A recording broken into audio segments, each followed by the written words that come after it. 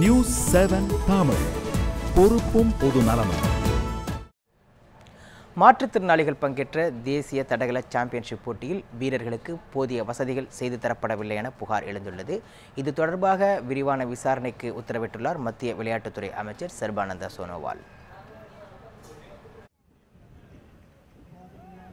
உத்தரப்பிரதேச மாநிலம் காசியாபாத்தில் மாற்றுத்திறனாளிகளுக்கான தேசிய தடகள சாம்பியன்ஷிப் போட்டி நடைபெற்றது.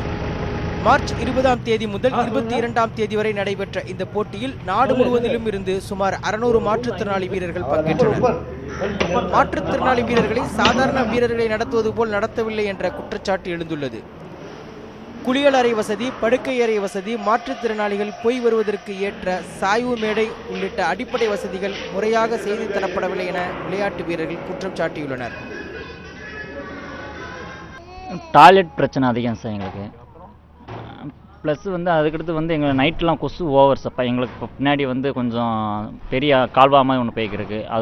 அதில் இருக்கிற கொசுக்கள் நிறையா இருக்குது. நைட்டு அது பக்கத்தில் எங்களுக்கு ரூம் கொடுத்ததுனால நைட்டு தூங்க முடியல. ரொம்ப ஓவரான கொசு, இந்த மாதிரி சின்ன சின்ன அடிப்படை பிரச்சனைகள் நிறையா இருக்குது.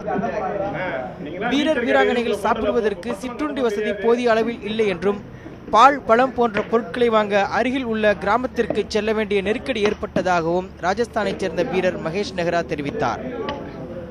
மாற்றுத்திறனாளி வீரர்கள் நடத்தப்பட்ட விதத்திற்கு கண்டனம் தெரிவித்த மத்திய விளையாட்டுத்துறை அமைச்சர் சர்பானந்த சோனோவால் மாற்றுத்திறனாளி வீரர் வீராங்கனைகளுக்கான முக்கியத்துவத்தை நிச்சயம் தருவோம் என குறிப்பிட்டார். இப்பிரச்சனை தொடர்பாக துறை ரீதியான விசாரணைக்கு உத்தரவிட்ட சோனோவால் சம்பந்தப்பட்ட அதிகாரிகள் மீது நடவடிக்கை எடுக்கப்படும் என்றும் உறுதியளித்துள்ளார். விளையாட்டு செய்தி பிரிவு, நியூஸ் 7 தமிழ்.